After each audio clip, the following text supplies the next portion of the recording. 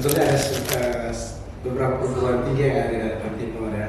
Memang kami kalau bicara soal mengalahkan saya kira itu akhirnya Dewan Juri ya. Oke. Akhirnya Dewan Juri ya. Iya, boleh Kami ya. Cuman memang pada akhir itu kami bertemu dengan tuan rumah penyelenggara. Pada final itu kami bertemu dengan tuan rumah program studi pemerintahan juga Fakultas Ilmu Sosial Politik Unimor. Tapi puji Tuhan kami yang salah. Oke, sebagai seorang perempuan pastinya panutan saya juga perempuan. Saya sangat termotivasi dengan tokoh perempuan yang bernama Ibu Karlina Supeli. Beliau filsuf dan juga astronom pertama Indonesia, perempuan dari Indonesia. Berdiskusi, kemudian mencari tahu setelah menerima informasi jangan langsung telan bulat-bulat. Iya. Jadi ketika ada informasi yang masuk sebagai mahasiswa kita harus melihat ya, melakukan analisis mini lah. Yes. Nah, ini informasinya dari siapa, kemudian ini betul atau tidak, kapan ini.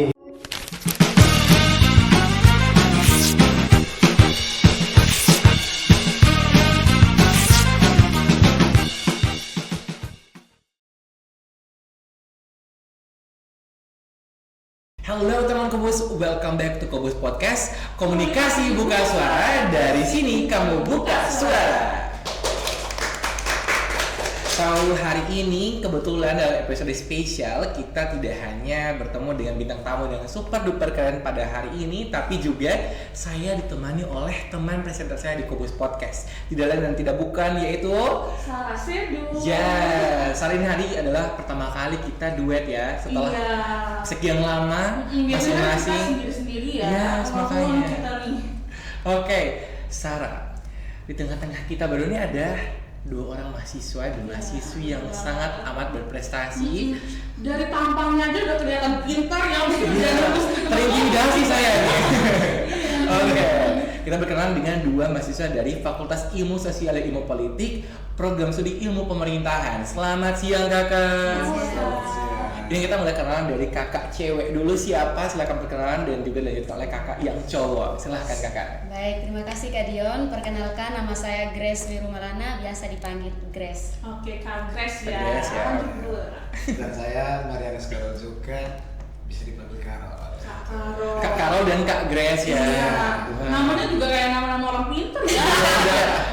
Kalau Einstein mungkin ya. Oke. Emang kita tuh akan membahas tentang hal-hal yang pernah kakak ikuti, pengalaman kakak dalam itu mengikuti lomba pidato dan juga debat. Iya. Yang kebetulan tuh kemarin menjuarai lomba itu ya. Iya. Oke, bisa diceritakan mungkin dari Kak Grace dan juga Kak Karol itu tema besar dari lomba pidato dan juga lomba debat yang kakak juarai waktu itu. Silakan dari Kak Grace dulu, baru Kak Karol. Silakan. Baik Kak, untuk lomba pidato kemarin kami selenggarakan Sederatan Timur dengan tema umum Paradoks Post-Truth, Rekonstruksi Generasi Kritis Menuju Indonesia Emas. Oke. Kak Karol? Kalau untuk lomba debat kemarin kami laksanakan itu di KEMA dengan temanya revitalisasi mahasiswa demokratis menuju Indonesia Emas 2045. Diselenggarain di Keva di tempat saya ya. Oh gitu ya? Wow. Sederatan Timur pokoknya ikuti ya. Oke, baik. Benar. Kalau dari Kak Grace nih ya, kalau kita boleh tahu nih kan kita udah baca sedikit dan kita juga udah dengar sedikit pidatonya kakak nih. Kalau boleh tahu tuh kenapa alasan kakak tuh memilih judul eksistensi mahasiswa di era post-truth dalam pidatonya Kak Grace? Oke Kak, for your information, ini sudah ditentukan oleh panitia. Jadi itu haknya kami untuk mengembangkan subtema yang sudah diberikan oleh panitia. Itu sudah ditentukan Kak. Oh, jadi berarti bukan dari pilihan kakak sendiri ya, tapi juga nggak terbebani ya pasti ya. Oke. Mengembangkan. Kalau Kak Karol ya. Kak Karol. Kak Karol bisa mungkin menceritakan sedikit kemarin nih, ikut lomba itu kan banyak peserta ya. Dari berapa peserta? Ada 19 tim. 19 tim. Oke. Kak Karol. Menurut Kak Karol gimana saja yang Kak Karol dan teman-teman setim itu tuh kalahkan dalam lomba debat kemarin, dan gimana sih cara kakak untuk menanggapi argumen dari lawan? Gitu, baik. Terima kasih. Ada 19 tim ini, sebetulnya ada beberapa perguruan tinggi yang ada di Kalimantan Timur ya. Memang kami, kalau untuk bicara soal mengalahkan, saya kira itu akhirnya dari dulu ya. Oke. Iya, boleh gak apa-apa. Kami ya, cuman memang pada akhir itu kami bertemu dengan tuan rumah penyelenggara. Pada final itu kami bertemu dengan tuan rumah program studi ilmu pemerintahan juga, Fakultas Ilmu Sosial Politik Unimor. Tapi Unimor. puji Tuhan kami yang juara satu. Jadi memang ada strategi khususnya ya. Ya, kalau bicara strategi khusus tidak ada ya. Saya kira kami siap-siap saja. Siap enjoy saja. Oh, tampil sport. Oh, oke, tampil sportif kuncinya mungkin dari saya. Oke, kalau kata Kak Carlos tampil sportif. Iya, sportif. Kalau dari kakak berdua nih, kan kalian berdua tuh merupakan mahasiswa program studi ilmu pemerintahan. Nah, kalau dari Kak Grace dan Kak Carol sendiri, untuk jurusan itu sendiri tuh gimana jurusan itu membantu kakak-kakak untuk bisa mendapatkan juara di lomba kakak-kakak kali ini? Dari Kak Grace dulu deh. Oke, terima kasih Kak. Ini terus terang, di prodi kami itu 80% kami berdiskusi di dalam kelas. Jadi ketika Bapak Ibu dosen masuk ke dalam ruangan kelas, kami diberikan tema, kemudian kami bedah. Nah, dengan metode pembelajaran yang demikian, kemudian mengajar kami untuk menyampaikan argumen secara spontan.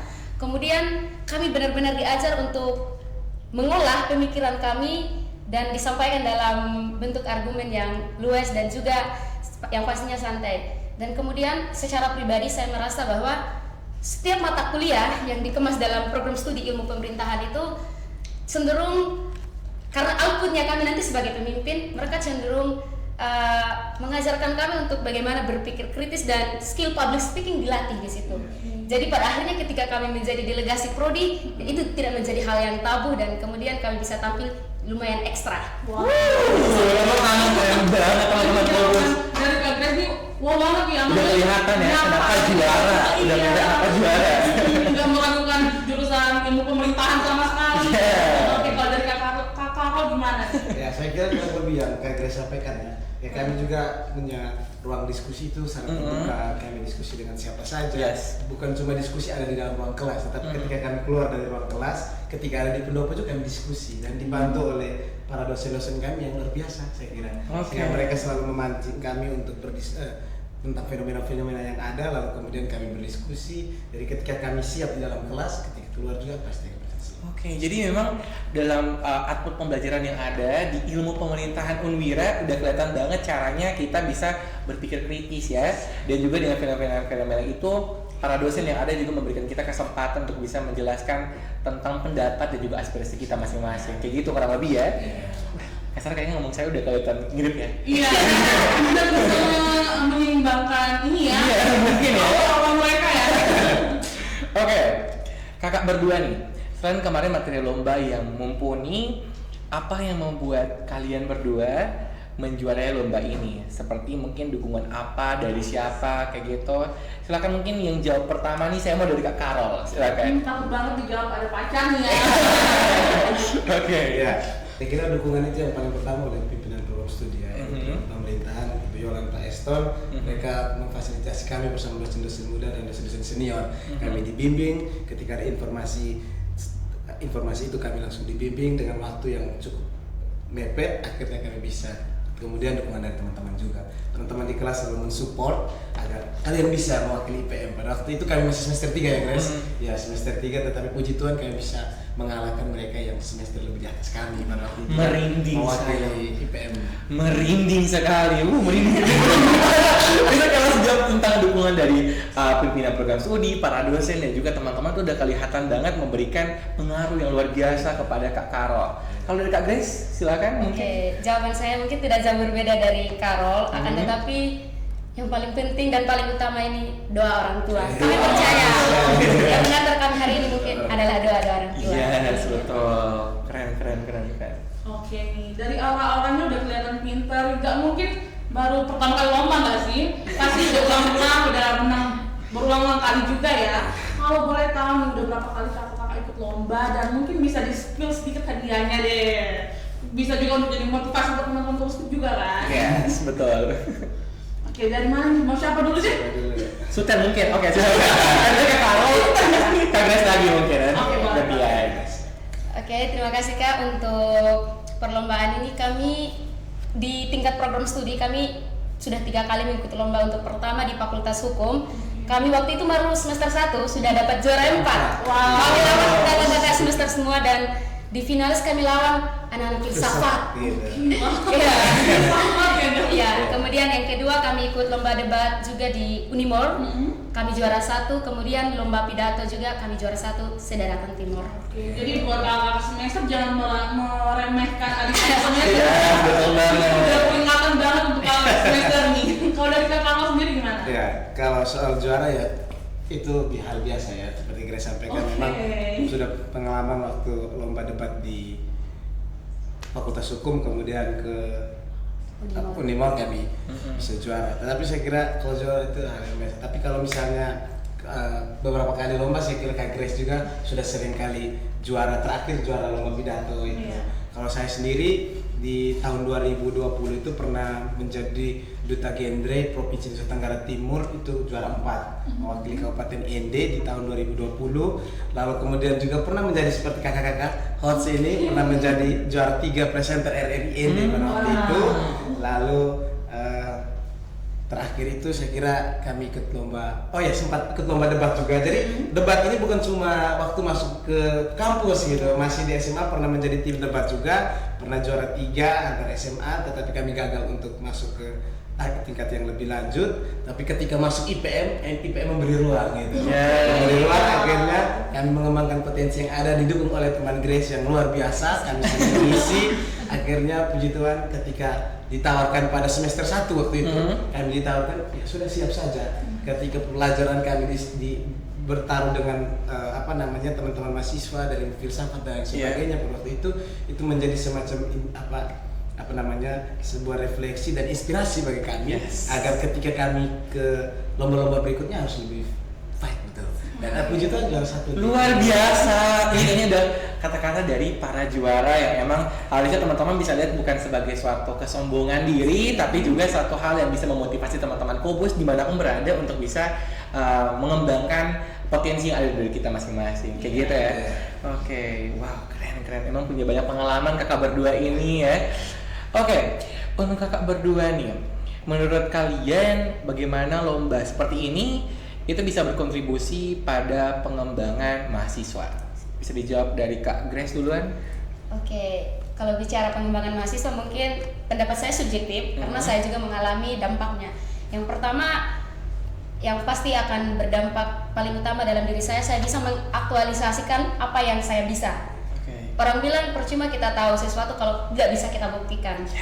Kemudian yang kedua, saya punya dapat peluang dan kesempatan di luar untuk belajar lebih banyak, dan yang pastinya semakin membuat saya untuk percaya diri, dan yang terakhir nambah-nambah cuan. Nambah-nambah cuan. Itu kayaknya motivasi buat semua orang ya. Kalau dari Kak Karol mungkin ada yang beda mungkin. Saya kira kurang lebih sama yang disampaikan Grace. Motivasinya adalah ketika kita punya kemampuan harus menjadi berkat bagi banyak orang. Harus menjadi berkat. Dengan sendirinya nanti akan ada pengakuan. Tetapi kita harus berbuat apa yang kita bisa berikan kepada banyak orang. Siap ya, cuan jadi berkat buat banyak orang. Oh ya. Amin ya. Oke nih, kalau dari kakak berdua juga nih ya, kan udah mengikuti lomba nih, tapi pastinya kakak berdua nih sendiri-sendiri juga punya tokoh publik ataupun pembicara publik yang pastinya menjadi inspirasi atau apa nih? Yang pastinya juga menjadi motivasi kakak sendiri nih. Kalau Kak Grace ataupun Kak Carlos dulu deh. Siapa nih tokohnya yang udah menginspirasi kakak? Ya, karena bicara tokoh ya saya kira bukan karena orang pemerintahan, ya, bukan karena belajar ilmu pemerintahan, tapi tokoh saya yang mungkin sejauh ini saya belajar banyak dan saya terinspirasi dengan Pak Ansilema ya. Ansilema, yes. Bukan karena saya pakai baju merah, bukan. Saya terinspirasi dan bukan juga karena Ansilema dari sama-sama dari saya dari ND, tapi karena pertama kemampuan public speakingnya ya, kita bisa bilang dia seorang komunikator muda yang luar biasa dengan isi kepala juga yang luar biasa, sehingga saya sangat terinspirasi dengan anak muda yang seperti itu, yang bisa membuat membawa sesuatu yang berarti bagi masyarakat, bagi banyak orang. Artinya dia sudah membawa berkat bagi banyak orang. Itu salah satu tokoh yang saya merasa terinspirasi. Apakah nanti saya akan seperti beliau, itu menjadi pertanyaan. Amin saja ya. Oke, lanjut dulu Kak Grace. Oke, sebagai seorang perempuan pastinya panutan saya juga perempuan. Saya sangat termotivasi dengan tokoh perempuan yang bernama Ibu Karlina Supeli. Beliau filsuf dan juga astronom pertama Indonesia, perempuan dari Indonesia. Kenapa saya tertarik dengan beliau? Teman-teman bisa melihat profil beliau. Beliau orangnya yang ketika kita membaca ataupun menonton video tayangan beliau, kita diajar untuk berpikir rasional, kemudian selalu menyampaikan sesuatu secara komprehensif dan holistik. Jadi ketika dia berbicara, dia diselingi dengan nada dan juga permainan bahasa yang mengunggah kita yang mendengar untuk bisa tampil seperti beliau. Jadi hal itu yang kemudian menjadi spirit bagi saya di kegiatan-kegiatan selanjutnya dan kedepannya mungkin untuk terus sama seperti beliau. Wow, Kak Sarah motivatornya tidak main-main ya. Iya ya. Ini kalau kita yang motivatornya penyanyi dangdut gimana nih? Aku sih Kamu aja ya. Kak Grace, ini pertanyaan untuk Kak Grace ya. Dalam naskah pidato kemarin Kak Grace itu tuh kita sempat dengar ada istilah dehidrasi makna. Bisa bantu mungkin dehidrasi makna itu tuh apa? Jelaskan tolong lebih spesifik karena mungkin saja takutnya kakak seperti Vicky Prasetyo punya banyak kata-kata yang emang gitu ya. Silakan kakak. Baik, terima kasih Kak. Untuk menjawab pertanyaan ini perlu kita kaitkan dengan konteks pidato saya itu apa. Jadi kemarin kami membahas eksistensi mahasiswa di era post-truth. Jadi kita tahu bersama bahwa era post-truth adalah keadaan di mana fakta objektif tidak lagi menjadi kebenaran tunggal. Kebenaran kemudian kita pegang berdasarkan keyakinan kita masing-masing. Nah, hal ini kemudian menjadi problem. Oleh karena itu, saya mencoba untuk mengemas fenomena ini dalam sebuah kata kiasan seperti yang disampaikan Kak Dion tadi, dehidrasi makna. Kita kemudian mendapatkan berbagai macam informasi, tapi kita tidak tahu esensi utama dari informasi itu apa. Pada akhirnya, seperti kita dehidrasi, kekurangan cairan, kita boleh menerima banyak informasi, tapi kita tidak tahu makna atau esensi utama dari informasi itu apa. Dehidrasi makna. Sudah tahu teman-teman Kobus artinya? Tolong disimak, nonton ulang langsung full di Kobus Podcast. Iya. Oke nih, kalau dari Kak Grace sendiri tadi dehidrasi makna. Kalau Kak Carlos nih, kita juga sempat dengar mengenai agent of change. Oke, mungkin bisa nggak sih jelasin itu istilah itu tuh masih relevan untuk mahasiswa zaman sekarang atau memang istilah itu tuh berubah makna karena kebanyakan orang mengejar FYP misalnya. Kita tersindir ya. Pertanyaan menarik ya, memang disampaikan Grace tadi misalnya bicara soal post-truth gitu kan, salah satu kaitannya juga digitalisasi yang kemudian teman-teman mahasiswa lebih pada fokusnya kejarnya FYP dibandingkan kita omong agent of change. Tapi kalau menurut saya kira yang Grace sampaikan itu tadi bahwa agent of change itu kita harus mulai dari diri kita sendiri. Kita harus berangkat dari diri kita sendiri, apa yang harus kita buat untuk diri kita sendiri dan untuk orang lain. Dan misalnya kita datang ke kampus tepat waktu, rajin ke kampus, kemudian datang tepat waktu, bertanggung jawab terhadap hal-hal yang menjadi tanggung jawabnya kita, itu sebenarnya satu hal-hal yang kemudian harus kita buat untuk kita berpikir lebih besar tentang agent of change. Kalau itu mulai dari diri sendiri dulu. Ketika diri kita sudah siap, lalu kita bisa mempengaruhi orang lain, maka dengan sendirinya kita juga mengajak teman-teman di sekitar kita untuk terus berdiskusi, kemudian saling tetap membaca. Jadikan mahasiswa itu temannya adalah buku gitu. Membaca buku dan sebagainya agar referensi-referensi tentang apa itu hal-hal yang kita belum temukan itu kita bisa tahu dan kita diskusi banyak, kemudian kita mengadu gagasan, konsep dan lain sebagainya, lalu kita bicara agent of change. Yang penting itu agent of change harus mulai dari diri sendiri kita paling kecil. Ketika kita sendiri sudah berbuat untuk sesuatu yang besar, maka dengan sendirinya orang akan terinspirasi dengan kita. Jadi segala sesuatu itu sebenarnya harusnya dari diri kita sendiri dulu. Jangan cuma mau mengharapkan orang lain, tapi harus berbuat dulu gitu loh. Kobus. Jadi kita harus kita harus peka juga terhadap fenomena. Misalnya ketika datang ke kampus kita melihat teman kita yang datangnya terlambat, kita harus tanya gitu. Alasan apa? Iya. Kita harus peka terhadap hal seperti itu, maka dengan sendirinya kita akan peka terhadap hal yang besar. Misalnya kita melihat fenomena geothermal di Flores yang menjadi polemik. Iya, sebagai iya. mahasiswa kita di FISIP ya, kita harus peka terhadap isu-isu itu. Lebih kritis ya menanggapi. Tapi itu semua harus berangkat dari hal kecil dulu, mulai dari diri sendiri, kemudian kita menjadi hal yang besar. Oke. Wah, itu kata-kata bagus banget ya. Mulai dari diri sendiri dulu, lalu kita menjadi hal-hal yang besar. Yes. Tadi saya dengar tentang FYP ya. Tentu pasti kita pernah mendengar namanya FOMO. Nah, kalau kita berbicara tentang FOMO nih, gimana kakak-kakak berdua nih sebagai penyintas orang yang mungkin sering mengikuti lomba dan juga mungkin punya branding sebagai orang yang bisa untuk berpikir kritis, menanggapi isu FOMO sekarang di kalangan anak muda itu gimana? Saya mau dengar pendapatnya dari Kak Grace. Oke, terima kasih ya Kak. Saya juga cukup sensitif dengan isu demikian, karena pada akhirnya di beberapa fenomena kita dapat melihat anak-anak muda yang krisis identitas, kemudian menjadikan ketersediaan digitalisasi ini untuk melakukan hal-hal yang kemudian tidak berdampak dan juga merugikan banyak orang. Yes. Saya banyak melihat ada orang yang kemudian menjadikan media komunikasi sebagai media untuk personal branding, tapi kemudian fenomena FOMO tadi ini menjadikan kita mengekspresikan segala sesuatu tapi kita tidak memahami dampak baik atau buruknya dari apa yang kita publish di media. Itu bagi saya. Dan saya pikir tidak ada yang salah untuk kita mempublish apapun di media, tapi kita harus pertimbangkan dampaknya apa, dan kemudian nilai apa yang ingin kita sampaikan. Oke.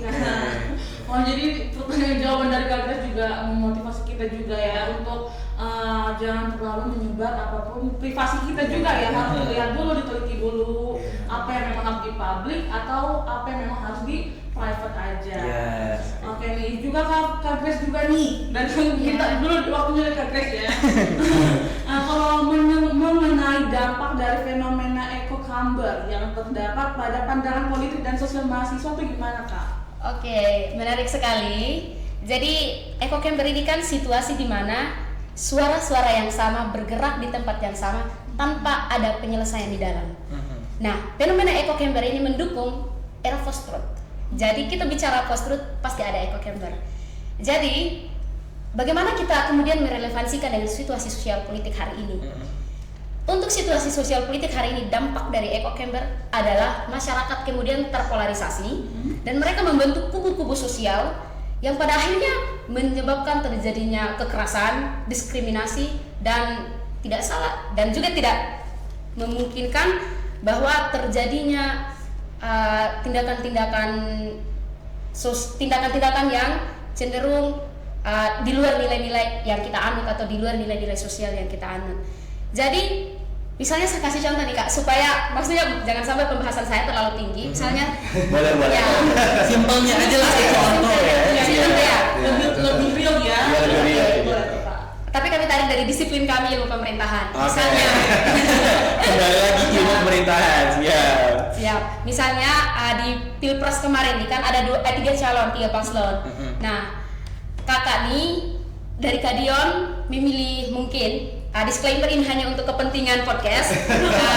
Misalnya Kak Dion pilih paslon nomor 2 siapa ya? Pak Anies Baswedan? Iya. Nah, Pak Anies Baswedan karena ya Pak Prabowo. Pak Prabowo. Ya. Sorry, udah lupa ya. Pak Prabowo karena Pak Prabowo pembawaannya santai, kemudian karena wakilnya anak muda terwakilkan ya. Oke. Kakak melihat itu dari sudut pandang itu. Kemudian yang lain melihat dari sudut pandang dari visi misinya, program kerjanya dan lain sebagainya. Nah, ketika Kakak menyampaikan pilihan politiknya Kakak tadi ini, itu kemudian Kakak akan mempengaruhi orang-orang di sekitar Kakak untuk bisa memilih tadi ini. Padahal kita juga punya pandangan yang berbeda. Mungkin kita bisa lihat dari segi program kerjanya, lalu backgroundnya sebelum dia menjadi paslon. Nah, itu kan sesuatu yang harus kita pertimbangkan. Tetapi dengan fenomena echo chamber tadi, ketika Kakak hanya melihat dari sudut pandang yang Kakak percaya itu benar adanya, kemudian akan mempengaruhi orang-orang di sekitar Kakak untuk sama-sama mempercayai itu. Oke, I see. Oke, udah cukup dipahami. Teman-teman Kobus dicerna lagi ya. Ini gampang banget contohnya kayak gitu. Kurang lebih kayak Ya maksudnya kayak pengaruh itu tuh muncul dari diri kita sendiri, di mana kita mungkin lebih banyak berpengaruh dalam hal pembicaraan. Kita bisa membawa orang lain juga untuk ikut terpengaruh dengan apa yang kita pikirkan, walaupun orang lain punya pemikiran sendiri ya. Kayak gitu simpelnya. Oke. Kembali lagi buat Kak Grace ya. Kak Grace tadi kita sudah sempat bahas tentang beberapa kalimat, yaitu dehidrasi makna kayak gitu. Nah sekarang saya sempat mendengarkan pidato Kak Grace, dan kalimat yang menjadi pusat perhatian saya adalah kita harus jadi gangguan kecil yang mengingatkan dunia bahwa berpikir itu penting. Bagi saya sih itu dalam sekali Kak ya, jujur ya. Nah gimana cara kita jadi gangguan baik tanpa jadi nyinyir di kolom komentar? Oke. Oke Kak, terima kasih. Sebenarnya alasan utama saya memilih diksi-diksi itu untuk saya taruh di akhir pidato saya untuk menggugah para pendengar-pendengar saya bahwa ketika kita hidup di era post-truth, ketika kita tidak tahu lagi mana kebenaran atau mana pembenaran, sejatinya kita sebagai pemikir yang rasional, kita punya hak untuk kita tetap ada dalam posisi kita sebagai pemikir untuk tetap memperjuangkan kebenaran. Nah, tadi menarik ketika kakak kemudian merelevansikan dengan situasi hari ini bahwa orang-orang banyak nyinyir di kolom komentar Kak. Ya, itu ini problem. Betul. Lalu bagaimana saya sebagai saya dan teman-teman semua dan juga sahabat podcast Kobus ya, Kobus, untuk bisa melihat fenomena ini. Di saat itulah eksistensi saya dan teman-teman dipertaruhkan. Apakah kita mampu untuk memfilter informasi-informasi yang ada dengan mempertimbangkan dari referensi-referensi yang lain, atau justru kita terjebak ke dalam sini? Karena sejatinya untuk kita bisa mencapai hal itu, kita perlu berpikir, kita perlu dialog rasional antara nalar dan hati kita begitu. Sehingga era post-truth ini bukan hanya menjadi tantangan yang kemudian menjadi tantangan terus-menerus, tapi menjadi tantangan yang harus kita cari jalan keluarnya, dan itu dimulai dari kita sendiri, dan kemudian apalagi kita sebagai agent of change, sebagai mahasiswa yang ada di posisi sentral antara masyarakat dan pemerintah, kita hadir untuk hal-hal seperti itu. Dalam sekali lagi merinding. Tepuk tangan dulu untuk mereka berdua, keren banget. Kalian yang sangat amat dalam.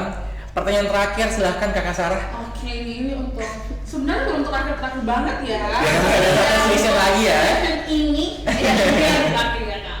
Untuk kakak berdua nih, apa yang membuat generasi mahasiswa di tengah badai hoax ini harus melakukan untuk tetap menjadi mahasiswa yang kritis? Dari kakak terus dulu. Soalnya dari tadi udah Iya. Memang hoax itu menjadi semacam semacam kita terantuk gitu terhadap informasi-informasi yang membuat kita sendiri kemudian juga kadang salah menerima informasi. Tugasnya kita mahasiswa adalah kita harus memastikan informasi itu didapat dari siapa, kemudian menjadi mahasiswa yang tidak sekedar FOMO juga ya, begitu dapat informasi kemudian bercerita tanpa melihat sesuatu yang benar, kemudian tanpa memvalidasi. Ya, kita mahasiswa harus perhatikan itu. Jangan sampai kita terbawa arus dengan hal-hal yang padahal salah juga, akhirnya kita teruskan. Lalu kita bicara Indonesia Emas 2045. Ya, itu kita harus perhatikan dan teman-teman mahasiswa harus, saya kira di zaman digitalisasi ini harus perhatikan hal-hal itu untuk mulai memperhatikan informasi dengan baik dari siapa, kemudian informasi ini berguna untuk siapa, itu kita harus perhatikan baik-baik. Jangan menjadi mahasiswa yang terima lalu share tanpa membaca. Terkadang kita juga hanya melihat judul kan, ya itu kan sebenarnya kita kaitkan lagi dengan literasi tadi. Karena ketika kita literasi kita rendah, ketika kita tidak mau memastikan sesuatu itu baik dan benar, kita hanya sekedar meneruskan, ya itu menjadi salah satu masalah juga. Akhirnya masyarakat kita sebagai mahasiswa kita kaum intelektual harus pada tahap untuk melihat dan memastikan secara benar, tetapi kita mahasiswa juga akhirnya meneruskan yang menyebabkan ruang-ruang publik kita kemudian diombang-ambingkan dengan informasi-informasi yang bisa dikatakan tidak benar, hoax begitu kan. Pada akhir-akhir ini banyak sekali informasi hoax yang kemudian mempengaruhi ruang publik kita kan. Betul. Ya, sebagai mahasiswa kita harus memastikan dulu setiap informasi yang kritis kita terima, ya. Kemudian lalu kita meneruskan, kita pastikan benar atau tidak gitu. Jadi buat teman-teman Kobus tuh. Ya kan betul. Jadi jangan hanya mau menerima berita yang langsung saja ya. Iya, langsung ditelan. Pastikan dulu benar atau enggak. Jangan sampai kita malah menjadi orang yang menyebarkan berita hoax. Iya. Oke nih. lanjut ya. Langsung. Ini buat kakak berdua nih spesial sih, karena kita nggak cuma satu session aja, kita punya sesi berikutnya lagi. Yaitu mitos atau fakta. Sudah siap jawab dengan jujur? Siap ya. Oke, silahkan kakak pertanyaan pertama langsung. Yang mereka udah siap nih. Oke. Mau minum air dulu mungkin? Tarik nafas. Jangan ya. Jeda dulu. Oke, silakan. Mitos atau fakta nih, kalau kampus negeri lebih baik dari kampus swasta? 1, 2, 3. Loh. Mitos. Mitos. Kalau Mitos. Oke. Jawaban singkat saja. Silahkan Kak Grace, mitos. Itu kenapa mitos? Karena ini disclaimer ini sudah untuk kepentingan podcast. Oke. Jadi karena sekolahnya juga di swasta, saya melihat membandingkan juga dengan teman-teman di sekolah negeri, cenderung mereka mendapatkan pelayanan yang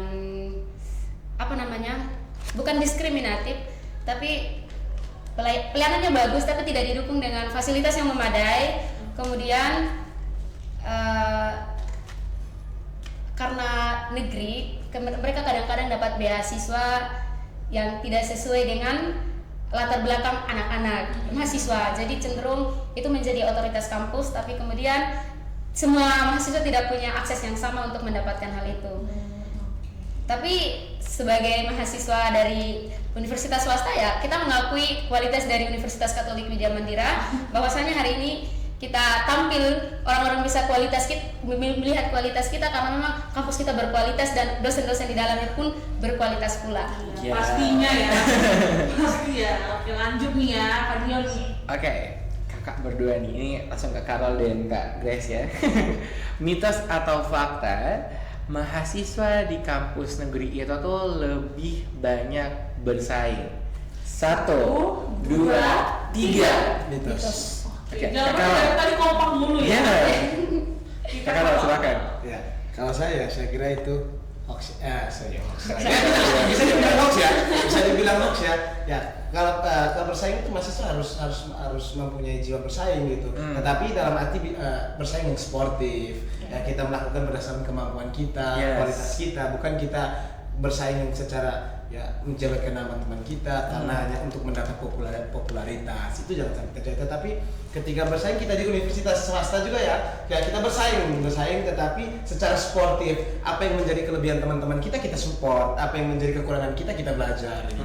Dan itu terjadi ya, kita misalnya di IFISIP juga begitu, saya kira bahwa itu bukan cuma ada di kampus negeri yang bersaing itu suatu hal yang baik dalam konteks akademik gitu. Saya kira itu. Wow. Jadi jawaban dari Kak Carol ini ya sangat amat membantu kita ya, jangan hanya melihat kampus-kampus negeri ataupun swasta karena semuanya sebenarnya memiliki potensi yang sama. Yes, betul. Nih, kita lanjut ya. Berikutnya nih, mitos atau fakta kalau anak kampus swasta lebih fashionable? Itu banyak banget pertanyaannya di luar sana ya tentang ini. Yes. Oke, 1, 2, 3. Mitos. Oke, silakan. Siapa mau jawab? Gas. Oke, Grace ya. Oke, Grace ya. Grace saya. Ya, silakan Kak Grace. Baik, bicara fashionable berarti itu saya pikir sangat subjektif sekali. Jadi jangan kampus swasta maupun negeri kita jangan jadikan indikator atau jangan kita jadikan batasan untuk seseorang bisa fashionable. Ini bentuk ekspresi diri. Yes, jadi kita betul. jangan jadikan batasan. Siapapun punya hak yang sama untuk dia bisa memberikan penampilannya sesuai, intinya dia nyaman dengan hal itu. Iya benar. Jadi itu mitos. Iya, jadi nggak ada batasan buat kita mengekspresikan diri Yes. melalui cara berpakaian ataupun yang lain sebagainya. Oke, lanjut nih, Kak Dion. Pertanyaan terakhir ya, ini agak sedikit tricky ya. Mitos atau fakta kalian berdua nih itu tuh dipaksa oleh dosen bahkan sampai di spam untuk bisa ikut lomba hanya karena ingin memamerkan kualitas kampus kita. Mitos atau fakta? Langsung mitos. Oke, langsung ya. Belum dihitung langsung dibantah. Oke, silakan saya menjawab. Apa lagi? Oke, silakan. Ya, karena begini ya, tadi kita bicara soal bersaing kan bukan cuma di kampus negeri ya, kampus swasta juga bersaing, tetapi kan kita bersaing sportif. Ketika ada informasi, mari kita menunjukkan kualitas kita, bukan di spam untuk dipaksa untuk lomba, tetapi karena memang kita di antara teman-teman tuh punya kualitas gitu. Tetapi itu juga diakui oleh teman-teman ketika misalnya Grace kemarin ikut lomba pidato itu kan disupport karena memang Grace punya kualitas begitu. Jadi ya bukan karena dipaksa atau apa, karena memang punya kualitas sehingga diminta ya siap-siap saja, dan kualitas itu membuktikan dia juara 1. Yes, ready. Itu suportif, tidak merasa bahwa saya yang lebih jago dari diri Anda, itu tidak. Tetapi hari ini kita lihat kan, misalnya Grace tampil itu kan bukti dari bahwa Grace punya kualitas, bukan dipaksa oleh dosen. Jadi dosen itu hanya semacam memberikan informasi, ya Grace karena punya kualitas, punya kemampuan, ya sudah diterima saja, kan dia siap saja karena dia punya kualitas yang baik, dan itu teman-teman semua rata-rata punya. Cuman mungkin disclaimer ya, ada teman-teman yang mungkin merasa bahwa tidak siap, tetapi itu yang harus mungkin dosen dan teman-teman di kampus untuk kita memberikan support, kita harus tetap support dorong terus ya, agar dia semangat untuk ayolah ikut, bukan saja orang-orang yang sama. Oke. Keren. Wow, episode kali ini super duper gokil ya. Jawaban dari kakak berdua nih memang sangat-sangat membuktikan kalau mereka tuh saling support ya. Iya, berkualitas benar banget. Jadi yang nggak mementingkan diri sendiri, tapi juga mengusahakan untuk teman-temannya juga bisa bergabung ke ranah mereka gitu. Betul. Pelajaran hari ini tentunya Kak Sarah kita belajar banyak bahwasanya mungkin setiap hal itu tuh terjadi setiap hal itu terjadi karena kemauan kita dan juga kemampuan kita. Jika kita ingin mencoba hal baru, tentunya akan dibuka kesempatan itu, dan juga dukung akan datang dari segala lini pihak manapun, terutama dari kampus kita, para dosen, teman-teman kita yang sangat suportif dan sebagainya. Wow, Kak Sarah, ternyata sudah sampai di ujung acara yes. podcast kita nih hari ini. Oke, ini tanpa berlama-lama lagi, karena kita juga sudah sampai di akhir podcast kita pada hari ini. Saya Sarah Sedu dan saya Dion Serai. Kami pamit undur diri dari Lari Kaca ini. Dan juga buat teman-teman Kampus Podcast, jangan lupa pantengin terus video-video kita selanjutnya. Dan yang akan kita taruh juga medsos kita di bawah sini. Yes, jangan lupa follow akun Kampus Podcast dan juga subscribe, bagikan dan juga bagikan. Oke, jangan lupa subscribe, tap sebanyak-banyaknya di akun TikTok kita Kampus Podcast dan juga di YouTube kita yaitu Ilmu Komunikasi Unwira. Oke, sampai jumpa.